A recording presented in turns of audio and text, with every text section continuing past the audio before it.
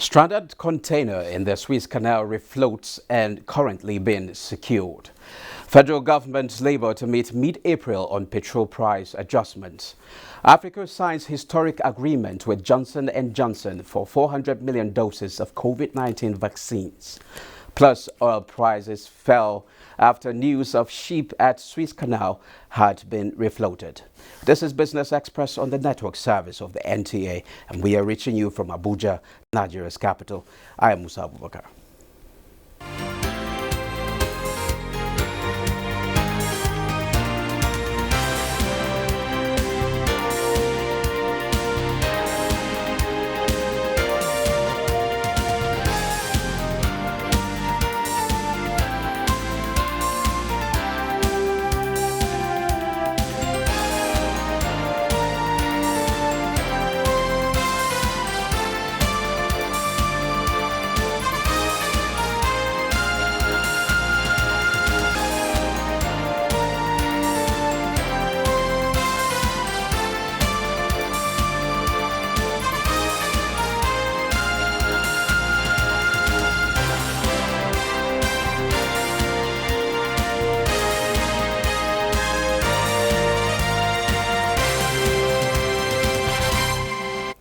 Now let's begin the program with business development. The federal government has launched a 50 billion naira export expansion facility program grant management system and flag off the Export Development Fund for non-oil exports. Minister of Industry, Trade and Investment, Nia Adebayo, while flagging off the grant, said export growth is at the center of the ministry's strategy for diversifying Nigeria's sources of foreign exchange. It will also provide economic incentive to ease the economic effects of COVID-19 on players in the export sector, fast-track the zero oil plan to create jobs and further expand other avenues to earn foreign exchange in Nigeria other than crude oil. The Export Development Fund would serve to complement the other areas that were not covered by the MSME Survival Fund, that is for export-oriented businesses. Organize the structure under 7 strategic focus areas, namely capacity building, export aggregation, export inclusion, emergency intervention, export trade facilitation, institutional strengthening, and market development. Now, the stranded container ship blocking the Suez Canal for almost a week was refloated in the morning and is currently being secured, raising expectations that the vital waterway will soon be reopened. Inchcap, a global provider of marine services, said on Twitter that the container vessel was successfully refloated at 4:30 a.m. local time and was being secured at the moment. The 400-meter-long evergreen became jammed diagonally across a southern section of the canal in high winds early on Tuesday, halting ship traffic on the shortest shipping route between Europe and Asia. At least 369 vessels were waiting to transit the canal, including dozens of container ships, bulk carriers, oil tankers, and liquefied natural gas or liquefied petroleum gas. In a historic COVID-19 vaccine procurement agreement signed on 28 March 2021, all African Union member states through the African Vaccine Acquisition Trust will have access to 220 million doses of the Johnson & Johnson single-shot COVID-19 vaccine, with the potential to order an additional 180 million doses under the leadership of the President of South Africa, Cyril Ramaphosa. The vaccines will be made available to African countries through the African Medical Supplies Platform over a period of 18 months. The transaction was made possible through the $2 billion facility approved by the African Export and Import Bank, who also acted as financial and transaction advisors, guarantors, installment payment advisors, and payment agents. The Securities and Exchange Commission (SEC) has set 50 million naira as minimum paid-up capital for warehousing and collateral management companies in the country. The threshold was among several rules rolled out by the Commission for the sector. A statement by SEC on Sunday explained that the new rules will ensure that the nation has a vibrant commodities trading ecosystem, which will in turn translate into foreign exchange earnings for the country.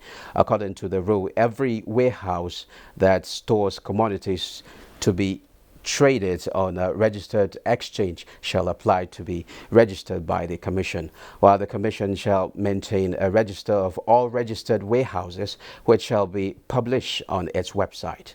Other requirements are that the warehouse shall have appropriate security arrangements in place, have adequate trained staff with expertise and knowledge of scientific storage of commodities, have requisite equipment for weighing and quality measures of commodities, as well as have comprehensive insurance cover for the building, equipment, stock, and other items as may be necessary. As part of his commitment to a successful implementation of African Continental Free Trade (AfCFTA) agreement, the federal government said efforts are ongoing to establish a trade remedies authority to enforce rules of origin and tighten borders against fraudulent invoicing. Minister of Industry, Trade and Investment Adeni Adebayo made the disclosure in Lagos as part of the nationwide sensitization visit to states by the National Action Committee on the AfCFTA. Adebayo said the National Action Committee on the AfCFTA, which he chairs, is collaborating with the National Trade Facilitation Committee, domiciled in the Federal Ministry of Industry, Trade and Investment, to facilitate the execution of the Regional Trade Facilitation Roadmap. The minister highlighted the AfCFTA implementation plans to include domestication of AfCFTA agreement, border enforcement and rules of origin enforcement, trade facilitation and ease of doing business, production and service capacity growth, power and trade logistics infrastructure, market access, skills and human capacity development, and quality infrastructure. Governor Sanwo-Olu said Lagos State will explore all the opportunities inherent in the AfCFTA agreement to grow its revenue and GDP base and create employment for youth. The committee's strategy is to work with the states based on their areas of comparative advantages, and Lagos State has been identified to have trade strength in ICT, telecommunication, transportation, and financial services. Now, oil fell on Monday as a container ship blocking Suez Canal for nearly a week was partially refloated, raising hopes the busy waterway will soon be reopened and has fuel demand in Europe stayed weak. Brent crude was down 29 cents at $64.26 a barrel, while U.S. crude fell 55 cents to $60.42 a barrel. Gold prices fell on Monday as the U.S. dollar firmed against a basket of rival currencies, with rising appetite for riskier assets on the back of economic recovery and higher vaccination rates denting the metal's safe haven status.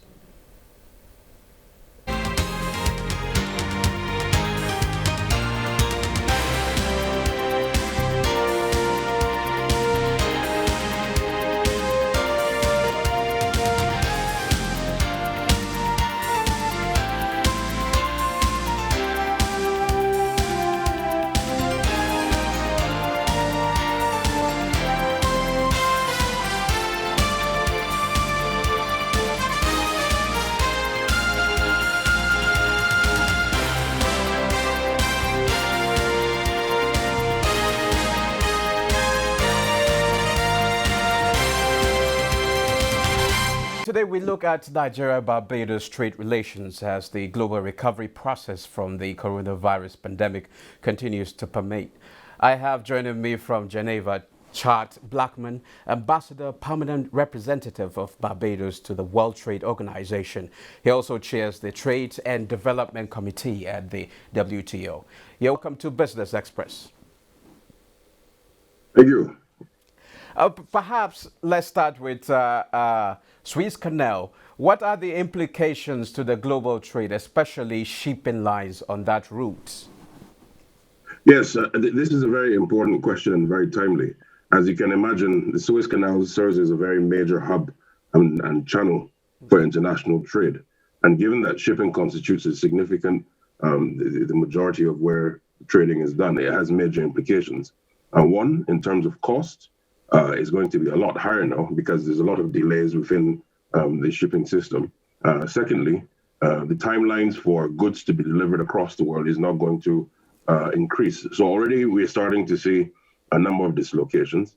Additionally, we would have seen in the last number of days that the cost of oil, for example, would have also risen as well. So the implications are huge. And this comes at a time when the world can least afford this, because given that the disruptions that are already taking place as a result of the pandemic in the supply chains and also with regards to the overall growth of the global economy, this could not have come at a worse time.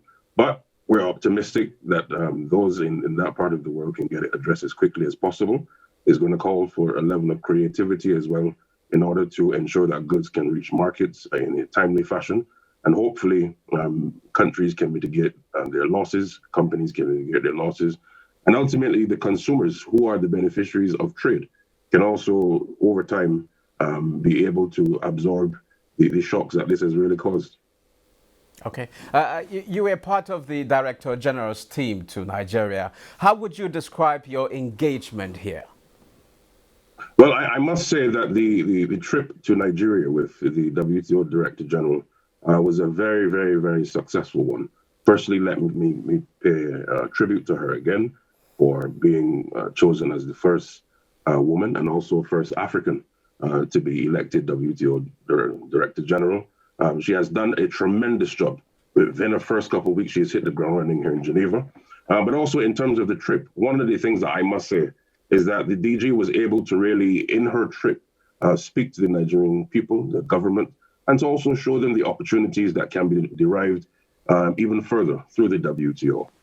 As you know, Nigeria is the largest economy within the African Union, and certainly given where the world is going now with regards to trade in the advent of the pandemic, how do we rebuild a stronger global economy?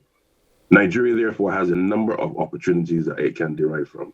Now, yes, of course, the economy is driven largely by the oil sector, but you have the opportunity to shift and adjust in a way that perhaps if you can get it done, the advantages for the economy will be great. How do you transition over time, therefore, from an oil economy to a non-oil economy, but using the gains derived from the oil sector to ensure that the productive sectors across Nigeria's economy can now yield benefits in ways that it has not done before. So, for example, the creation of goods that are sustainable, the creation of goods that are in demand externally. Once you can then harness that in Nigeria using the African Continental Free Trade Area as your platform for a greater level of exports across the world, I think, therefore, that your economy can thrive in ways that perhaps you had never even imagined. So all in all, I think the trip to Nigeria with the Director General, Dr. Ngozi Okonjo-Iweala, was highly successful.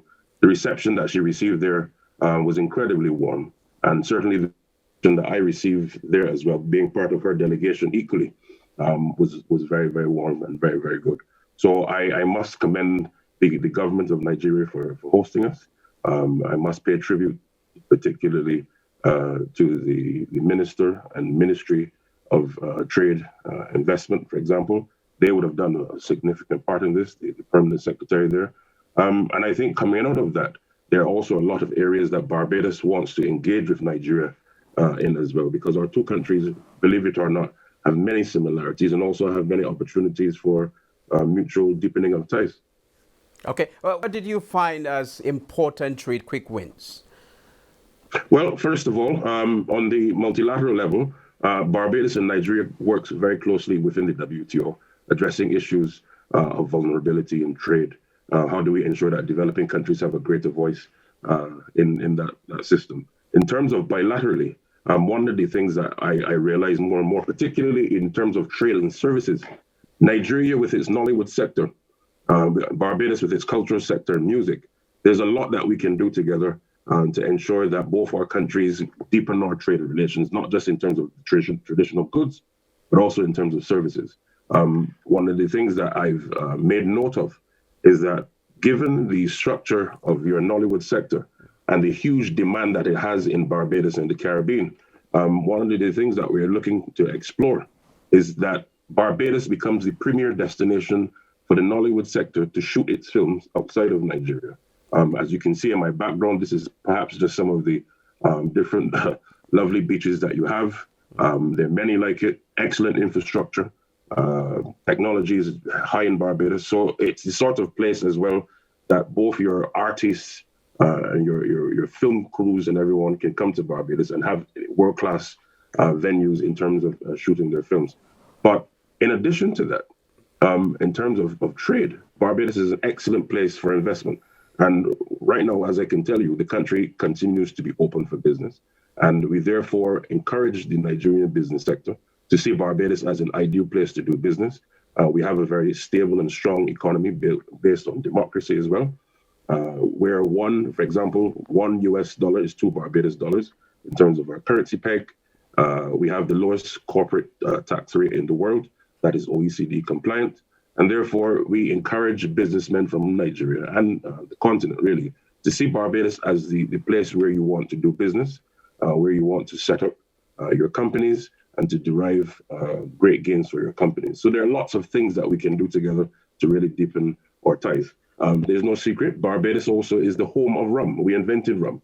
And therefore, our premium rum certainly will be of attraction to those in Nigeria who want to enjoy some of the offers and products that we have.